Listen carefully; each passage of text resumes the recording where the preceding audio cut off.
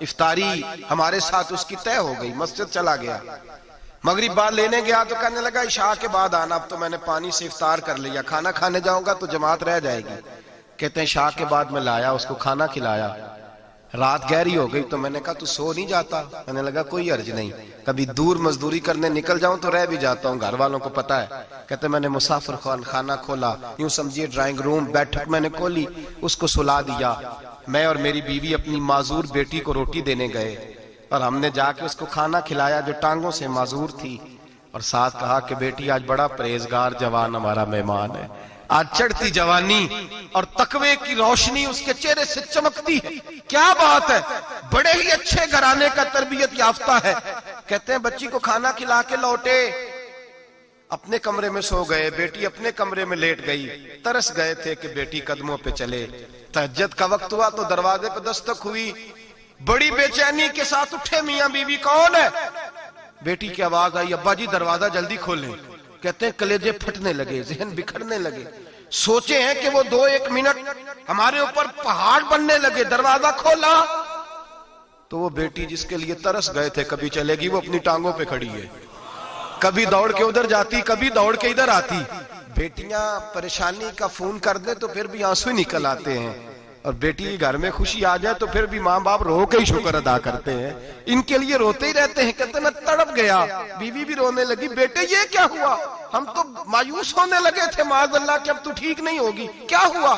کہنے لگے ابا جی اماں جی آپ نے بتایا نا نیک جوان آیا ہے، نیک آیا ہے، تو میں آپ چلے گئے تو میرے دل میں خیال آیا اے اللہ اگر وہ واقعی نیک ہے تو اس کے صدقے مجھے شفائی عطا فرما دے، یا ایھا الذین آمنوا اتقوا اللہ وابتغوا الیہ الوسیلہ، اے اللہ صحت ہی دے دے۔ کہتے ابھی میری دعا بھی پوری نہیں ہوئی کہ میرا وجود حرکت کرنے لگا، اور یہ دیکھو میں اٹھ کے کھڑا ہو گئی ہوں۔ کہتے ہیں ہم لوگوں نے یہ دیکھا تو بھاگے اس کے کمرے کی جانب، جب دروازے پہ ہاتھ رکھا تو دروازہ کھل گیا، آگے گئے تو پلنگ خالی تھا، ایک رکا چھوڑ گیا ہے۔ کہنے لگا مجھے پتا ہے میری حقیقت کھل گئی ہے، میں تو اللہ کا بندہ ہوں، اگر تمہیں مجھ سے ذرا بھی پیار ہو گیا ہے تو پھر میرے پیچھے نہ بھاگنا، اللہ کی بارگاہ میں جھک جانا، پھر گناہوں سے توبہ کر لینا۔ کہا وہ تربیت یافتہ جوان آیا ہے اور مجھے بدل گیا ہے۔ میرے بھائی ماں باپ کی ذمہ داری اولاد کو نکھارنا ہے، ان کو سنوارنا ہے، روزی روٹی کی ذمہ تو اللہ تبارک و تعالیٰ نے لیا ہوا ہے، جو ڈیوٹی اللہ کی تھی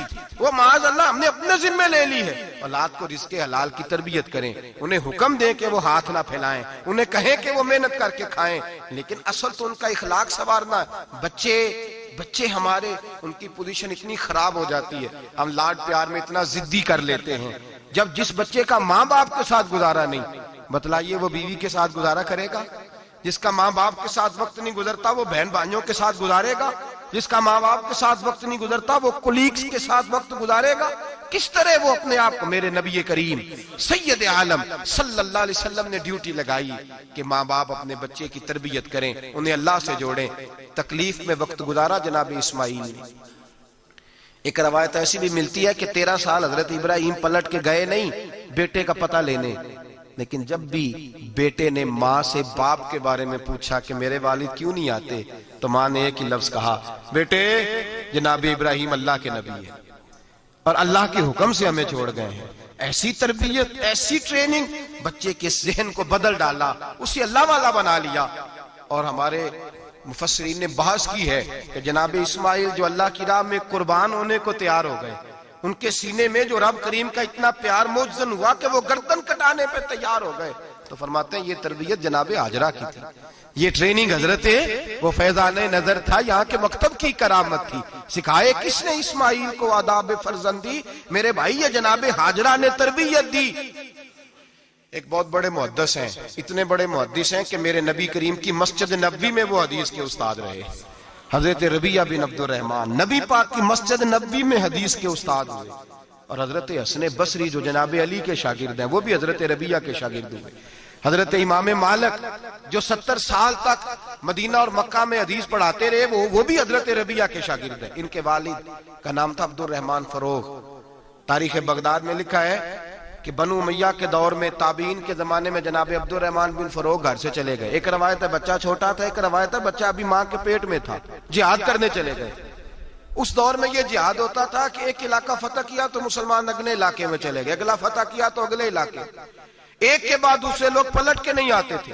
حضرت عبد الرحمن گئے 30,000 دینار بیوی کو دے گئے، کہنے لگے سنبھال کے رکھنا، اور جہاد کرنے نکلے تو 27 سال تک گھر ہی نہیں آئے، اور 27 سال کے بعد آئے تو حضرت ربیہ محدث بن چکے ہیں، مسجد نبی میں حدیث کے استاد ہیں، بیٹا بہت بڑا شیخ بن گیا ہے۔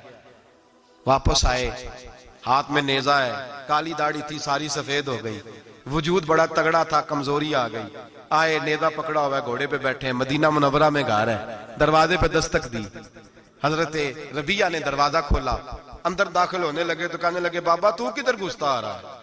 کدھر؟ اس نے کہا تو پیچھے ہٹ، تو میرے مکان پہ کب سے قبضہ کر کے بیٹھا ہے۔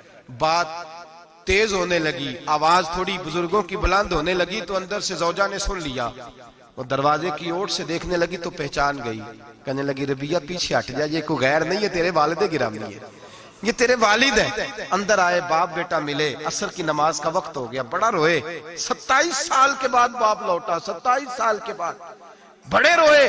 نماز کا وقت ہوا تو حضرت ربیہ جلدی سے وضو کیا، مسجد نبوی شریف چلے گئے۔ جناب عبد الرحمن فروغ نے ابھی کھانا وانا کھانا تھا، کھانا کھانے بیٹھے تو حکم دیکھے شوہر کیا کرتا ہے، یہ نہیں پوچھا کہ 27 سال حال کیا رہا، پوچھنے لگے میں تجھے 30,000 دینار دے گیا تھا، وہ کدھر ہے؟ تو زوجہ کہنے لگی کھانا کھا لو، عصر کی نماز پڑھ کے آؤ، پھر بتاتی ہوں پیسے کہاں ہیں، آپ کی رقم بڑی اچھی جگہ پہ محفوظ ہے۔ کہتے ہیں میں نماز پڑھنے مسجد گیا، عصر کی نماز کے بعد میرے نبی پاک کے منبر پر ایک نوجوان بیٹھا ہے، گھر میں تو ان کا انداز ٹوپی پہننے کا تھا نا، سادے عام لباس میں، مسجد نبی میں جبہ پہنا ہے، سر پہ امامہ ہے، خوبصورت لب و لہجے میں رسول اللہ کے منبر پر بیٹھ کر، نبی پاک کے منبر پر بیٹھ کر، پتہ نہیں آپ کو اس بات کی لذت نصیب ہو رہی ہے کہ نہیں، عام جگہ نہیں، نبی پاک کے حضور کے منبر پر بیٹھ کر نبی پاک کی حدیثیں سنا رہے ہیں، اتنا بڑا مقدر۔ کہتے ہیں حضرت امام مالک جیسے لوگ، خواجہ حسن بصری جیسے لوگ کاغذ قلم لے کے حدیثوں کی سماعت کر رہے ہیں، ان سے درس لے رہے ہیں۔ جناب عبد الرحمن کہتے ہیں میری نظر اٹھی، کچھ بوڑھا ہو گیا تھا، کچھ اس وقت وہ ٹوپی میں سادے لباس میں تھے، پہچان نہ پایا۔ ایک شخص سے پوچھا یار ہے تو جوان پر اس کے چہرے کی نورانیت میرے دل کو بھا گئی ہے تو جوان پر اس کا حدیثیں بیان کرنے کا انداز میری طبیعت کو گھائل کر گیا، یہ کون ہے جو نبی پاک کی مسجد میں بیٹھ کے حدیثیں بیان کر رہا ہے؟ تو کہتے ہیں امام مالک کہنے لگے بابا جی چپ کر جاؤ، ہمارے استاد کے بارے میں اونچے لب و لہجے میں بات نہ کرنا، دیکھتے نہیں کتنے کتنے لوگ بیٹھے ہوئے خاموشی سے۔ تو میں نے کہا مجھے بھی تو بتا دو نا ہے کون؟ تو کہنے لگے کوئی عبد الرحمن فروغ نام کے بزرگ ہیں، یہ ان کے بیٹے ہیں، ربیہ نام ہے۔ کہتے ہیں جب لفظ کہے تو میرے آنسو چھلک کے باہر آئے اور میں حضور کی مسجد میں گر گیا اور رونے لگا کہ یہاں اور میرے رسول پاک سید عالم صلی اللہ علیہ وسلم کے منبر پر اور میرا بیٹا۔ کہتے ہیں میں تڑپ کے گھر گیا اور گھر جا کے میں نے اپنی بیوی کو جب دیکھا تو میرے آنسو نکل گئے، میری بیوی سمجھ گئی کہ یہ میرے محدث بیٹے کو دیکھ آیا ہے۔ کہتے ہیں بیوی رو کے کہنے لگی میں نے آپ کے 30,000 دینار آپ کے بیٹے کو مصطفیٰ کریم کی حدیث کا استاد بنانے میں خرچ کر دیے، میں نے وہ 30,000 دینار خرچ کر دیے، 30,000 دینار آپ کا بیٹا میں نے۔ تو کہتے ہیں میں اپنی بیوی کی طرف دیکھنے لگا، میں نے کہا قربان جاؤں، میں اگر اللہ کے دین کے رستے میں تھا تو نے میرے ساتھ نیکی کی ہے، میرا بیٹا بھی دین کے رستے پہ لگا دیا۔ میرے بھائی اللہ سے جوڑا، اللہ سے جوڑا، ان لوگوں نے اپنی اولادوں کو رب کریم والا بنایا، ان لوگوں نے اپنی اولادوں کو۔ اور پھر جب ارشاد فرمایا کہ چھوٹی چھوٹی برائی، ایک لقمہ حرام سے بھی وہ لوگ بچے، اور پھر جو آیت نمبر 18 نے کہا کہ وَلَا تُصَغِّرْ خَدَّكَ لِلنَّاسِ، بیٹے منہ پھیر پھیر کے نہ جا، پھیر پھیر کے نہ جا۔ اگر آپ ناراض نہ ہوں تو ہم تربیت دیتے ہیں، کہتے ہیں اس بچے کے ساتھ نہ پھرا کر، یہ غریب ہے، اس کے ساتھ نہ پھرا کر۔ وَلَا تَمْشِ فِي الْأَرْضِ مَرَحًا، حضرت لقمان بیٹے سے کہتے ہیں منہ پھیر پھیر کے لوگوں سے بات نہ کر اور اکڑ اکڑ کے نہ چل۔ إِنَّ اللَّهَ لَا يُحِبُّ كُلَّ مُخْتَالٍ فَخُورٍ، اللہ کو وہ پسند ہی نہیں جو اکڑ اکڑ کے چلے اور اترائے۔ ابھی بھی رواج ہے، کہتے ہیں دوستی لگانا تو اپنے برابر کے دوستوں سے، ایسے نہ وہ ہمارا سٹیٹس ہی نہیں، ابھی بھی وہ فرق، جو تو سید بھی ہو، مرزا بھی ہو، افغان بھی ہو، تم سبھی کچھ ہو، بتاؤ کہ مسلمان بھی ہو۔ عاجزی کا درس دیا اپنی اولاد کو، عاجزی کا، ان کو ادب سکھایا، ان کو انکساری سکھائی، لوگوں کے اندر مل بیٹھنے کا درس دیا۔ جو آدمی انکساری والا ہوتا ہے، عاجزی والا ہوتا ہے، یوں سمجھو اسے شہد لگا ہوا ہے، دنیا خود اس کے پیچھے بھاگ بھاگ کے آتی ہے. جو سب کے ساتھ اس نے سلوک کرنے کا عادی ہوتا ہے لوگ اس کے گرویدہ ہو جاتے ہیں. لیکن جس آدمی کو آپ اکڑنا سکھا دیں، جس بچے کو آپ کہیں بس تو ہے اور کوئی بھی نہیں، اس کی اپنی زندگی بھی اس کے لیے پریشانی والی ہو جاتی ہے. میرے نبی رحمت سید عالم صلی اللہ تعالی علیہ وآلہ وسلم نے ارشاد فرمایا، کسی باپ نے اپنے بیٹے کو جو سب سے اچھا تحفہ دیا ہے وہ یہ ہے کہ اس نے اپنے بچے کو اچھا ادب سکھا دیا ہے، اپنے بچے کو اچھا. حضرت لقمان کہتے ہیں بیٹے منہ پھیر پھیر کے باتیں نہ کرنا، زمین پہ اکڑ اکڑ کے نہ چلنا، اللہ کو اکڑنے والے لوگ پسند. ہارون رشید نے امام نسائی کی ڈیوٹی لگائی کہ میرے بیٹے کو حدیث پڑھائے گھر آ کے. تو امام نسائی کہنے لگے یہ نبی پاک کا دین ہے، یہ میں اس کو رسوا نہیں کر سکتا، جس نے پڑھنا ہے میرے پاس آ کے پڑھے، اور جہاں سب بچے بیٹھتے ہیں وہیں پڑھے. ہارون رشید کہنے لگا حضور آپ کیا سمجھتے ہیں، میں نے بھی تو آپ کو آزمانے کے لیے یہ جملہ کہا تھا، یہ وہیں آ کے پڑھے گا جہاں سارے غریبوں کے بچے پڑھتے ہیں. اب تو روز استاد کٹہرے میں کھڑا ہوتا ہے. اسکول کے استاد کا تو مجھے نہیں پتا، پہلے مدرسے کا استاد تو روز بیچارہ ہاتھ باندھ کے چودھری صاحب نے کہا میرے منڈے نو مارے تو 8,000 کا مولوی ہے اور میرا بیٹا تو 8,000 کے روز گول گپے کھا جاتا ہے، میرے بیٹے کو تو نے مارا ہے، تجھے اپنی حیثیت کا پتہ ہے؟ روز استاد کٹہرے میں کھڑا ہوتا ہے. بچے فری میں مفت میں حافظ جی مفت میں حفظ کراتے ہیں. خدا جانے محترم کتنی مشکل سے ادارہ چلاتا ہے، اور بچے کے ماں باپ آ کہتے ہیں بلاؤ مولوی صاحب کو، اس کی طاقت کیسے ہوئی میرے بچے کو مارا ہے.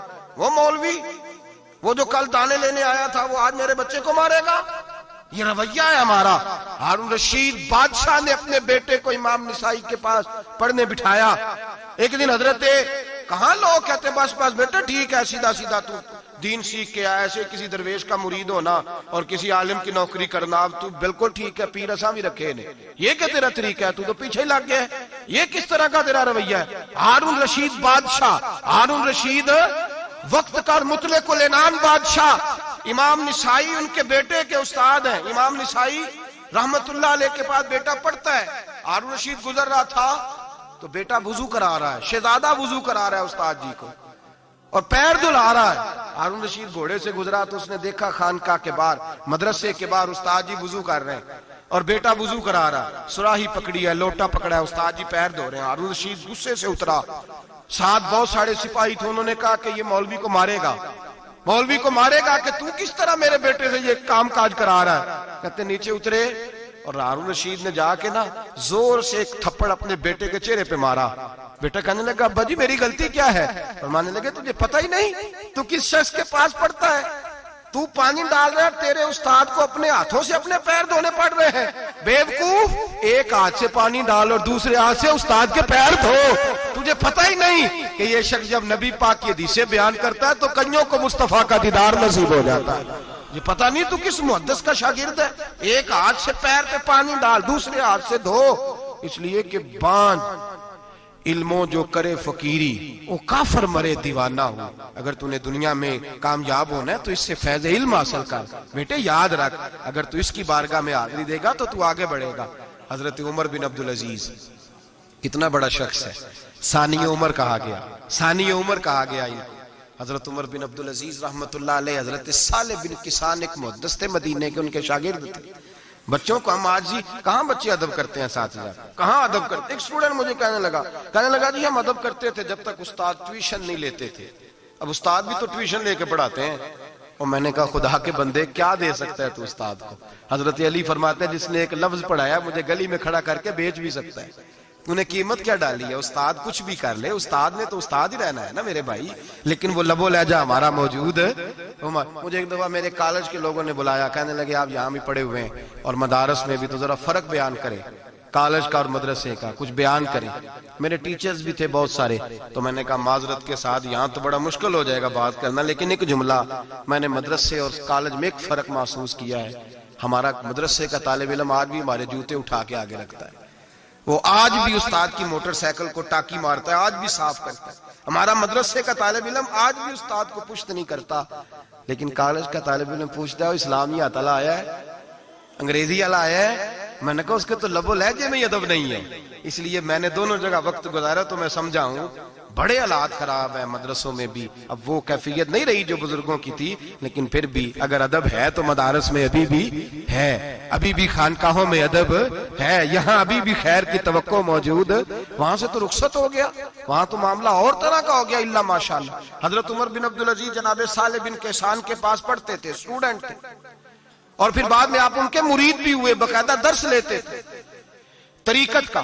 حضرت جناب صالح بن کیسان کے پاس تعلیم تھی، ان کے والد جناب عبدالعزیز اس وقت مصر میں بہت بڑے تاجر تھے، جناب عمر بن عبدالعزیز کے والد، تو ان کے پاس چھوڑ گئے، کہا میرے بیٹے کی صرف ان کو دین نہ پڑھانا، اس کی روحانی تربیت بھی کرنا۔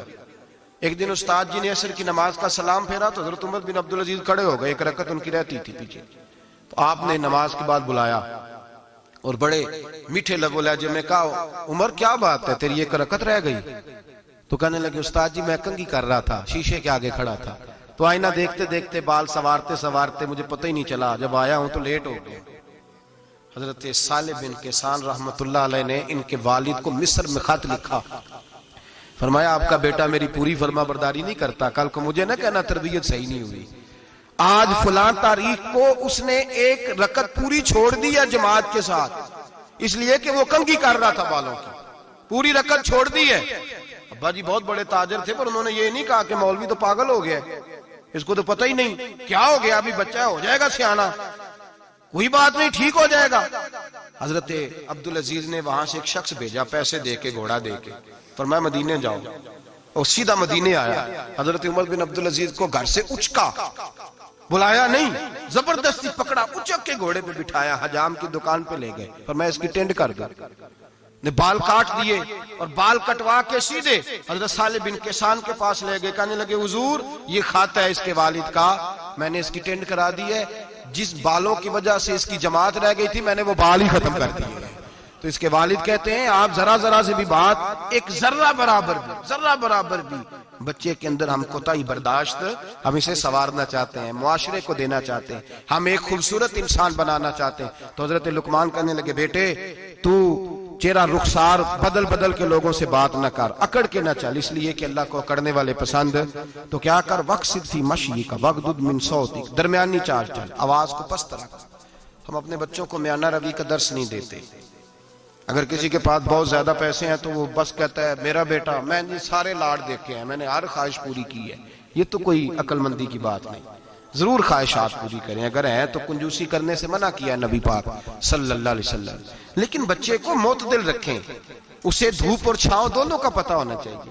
اگر زمانے میں کبھی کڑی دھوپ آ جائے تو اسے اندازہ ہو کہ میں نے یہاں کیسے کھڑے ہونا ہے، اس کو درمیانہ اور میانہ روی کا اسے درس دیں، اسے پتہ ہو، وہ نرم دل بھی ہو اور برائی کے مقابلے میں ڈٹ جانے کی طاقت بھی رکھتا ہو۔ بچے کو درمیانہ رستہ، میرے نبی کریم علیہ الصلوۃ والسلام نے فرمایا ما عالم نقتصد، جو درمیانی چال چلتا ہے وہ کبھی تنگ نہیں ہوتا، اور خیر الامور اوسطھا، سب سے بہترین رستہ وہ ہے جو درمیانہ ہوتا ہے، جس میں افراط و تفریط نہیں ہوتی۔ بچوں کو درمیانہ پن سکھائیں، ان کے لب و لہجے کے اندر ایسا مزاج پیدا کریں کہ جس کے اندر وہ اپنی